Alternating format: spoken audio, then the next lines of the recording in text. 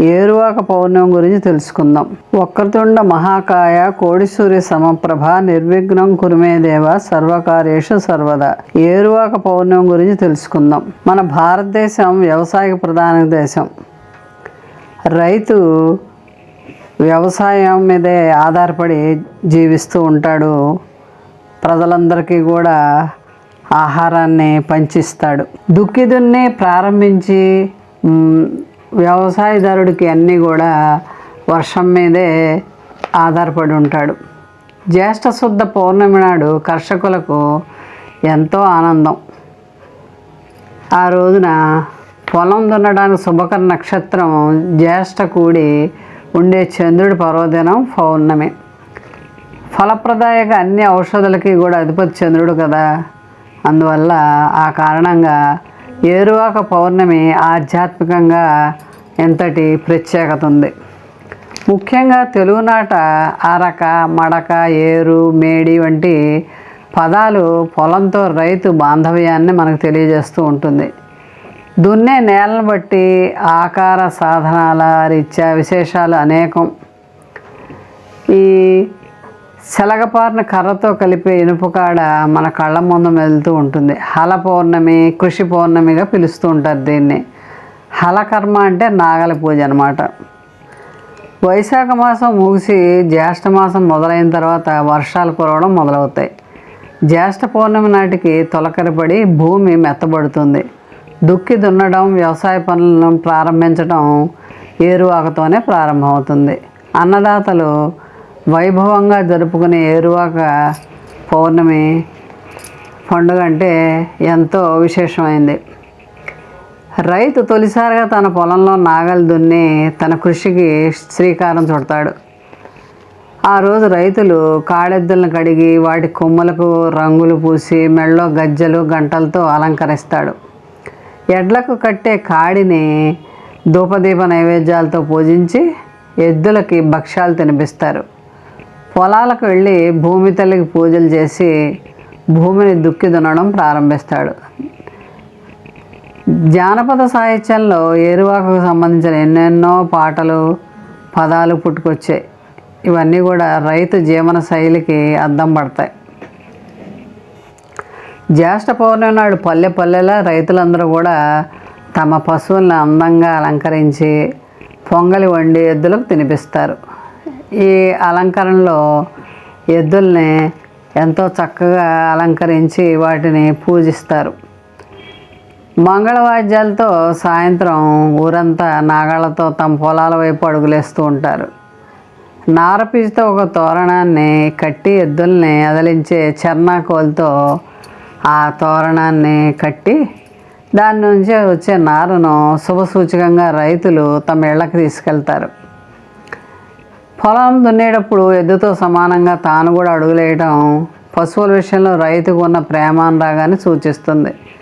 ఇతర పండుగలు ఎవరికి వారే తమ ఇళ్లలో జరుపుకున్నట్లుగా కాకుండా ఒకే రోజు ఒకే సమయంలో కలిసికట్టుగా రైతులందరూ పొలాలకు వెళ్ళి వ్యవసాయాన్ని మొదలు పెడతారు. తొలిసారిగా నాగల్ని భూక్షేత్రంలో గుచ్చడాన్ని ముందు ధరణి పూజ చేస్తారు. ఆ పూజ కూడా జ్యేష్ఠ పౌర్ణమి నాడు జరపాలని పెద్దలు చెప్తారు. జ్యేష్ఠ పౌర్ణమి ఏరువాక పౌర్ణమి పర్వదినంగా రైతులు జరుపుకుంటూ ఉంటారు. వేదాలు, పురాణాలు, ఇతిహాసాల్లో వ్యవసాయదారులకు సంబంధించిన అనేక విషయాలు చర్చించారు. సింధు నాగరికత కాలంలో ప్రతి నగరంలో తప్పనిసరిగా ధాన్యాగారాలు ఉండేవి. ఆ రోజుల్లో రైతులు ఉత్పత్తి చేసిన పంటల్ని నేరుగా ప్రభుత్వమే కొనుగోలు చేసేది. రైతు కష్టానికి తగిన ఫలితాన్ని ఇవ్వటం మన సంస్కృతిలో భాగం. అర్థశాస్త్రంలో వివరించారు ఈ విషయాన్ని. వరాహమిహిరుడు రాసిన బృహత్ సంహిత వ్యవసాయ విజ్ఞానాన్ని తెలిపే పరిపూర్ణమైన గ్రంథం.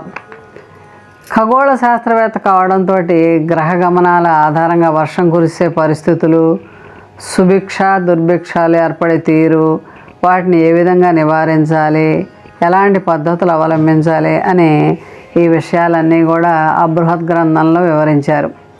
పంటకి బలాన్నిచ్చే వనరుల వివరాలు, వినియోగదారుల సూచనలు, ఋతుపవనాల రాక లెక్కించే విధానం ఇదంతా కూడా ఆ బృహత్ గ్రంథంలో వ్రాయబడి ఉంది. వృషభ సేవను ఎంతగానో ఆరాధిస్తారు రైతులు. పొంగలి ప్రసాదాన్ని తినిపించి తమ పొట్ట నిండినంత సంతృప్తిగా చెందుతారు. నాగలైనా ఎడ్లైనా సేద్యానికి సహకారం. ఎప్పుడూ ఉపకరించే ఆ పరికరం, అండగా నిలిచే మూగజీవం, వీటితోటే రైతు జీవితాలన్నీ ముడిపడి ఉన్నాయి. వ్యవసాయం, పశు సంపద పరస్పర ఆధారాలు. ఈ రెండింటికి ఆధ్యాత్మికతని రంగరించడమే మన సంప్రదాయం. ఇంద్రుడు, వరుణులు, మరికొన్ని పురాణ పాత్రలతో వానాకాల వైభవం వెల్లివిరుస్తుంది. వాతావరణం, వర్షాలకు మూల అధిపతి పాలకుడు దేవేంద్రుడు. వివరాలన్నింటినీ వేద సాహిత్యం మనకి తెలియజేస్తోంది. భూమిని సారవంతం చేయటం, వర్షాలతో అంత సస్యశ్యామల రీతిగా మార్చడం ఇంద్రధర్మాల్లో ఉంది. బృహదారక ఉపనిషత్తుల్లో కొంత భాగం ఇంద్రుడి జలాధిపత్యం సూచిస్తుంది. పురాణాల అనుసారంగా మేఘాల నియంత్రణ శక్తి వరుణుడికి వర్తిస్తుంది. జలవనరుల రీత్యా వరుణదేవుడు ఆయనే కాబట్టి పొలాలని హలాలతో దున్నడాన్ని మనం సరిపోల్చారు భక్తులు. చేతిలో బంగారం పండింది అని వర్ణించడం ఆనవాయితీ. బంగారు పంటలకు మూల కారణం ఈ పంటలే కాబట్టి మనకి ఏరువాక పౌర్ణిమ, వృషభ పూజ ఉత్సవాలు భారతీయ రైతులలో ఒక జీవన విధానం అయిపోయింది. ఏరువాక పౌర్ణమి పండుగగా చేసుకోవడంలో ఉన్న ఆంతర్యం ఏంటంటే అది సామాజిక ప్రయోజనాలతో ముడిపడి ఉంది. ఎవరిష్టం వచ్చినట్లు వారు వ్యవసాయ పనులు చేసుకోకుండా అందరు రైతులు ఒకే మాటగా ఒకే సమయంలో పనులు మొదలు పెడితే ఆ ఫలితం మరింత ఎక్కువగా ఉంటుంది. ఐకమత్యంతో సేద్యంలో ఎన్నెన్నో అద్భుతాలు ఫలితాలన్నీ సాధించేందుకు ఇలాంటి ఆచారం మన పెద్దవాళ్ళు పెట్టారు. జ్యేష్ఠ పౌర్ణమి నాటికి నైరుతి ఋతుపవనాలు మొత్తం దేశం అంతటా విస్తరిస్తాయి.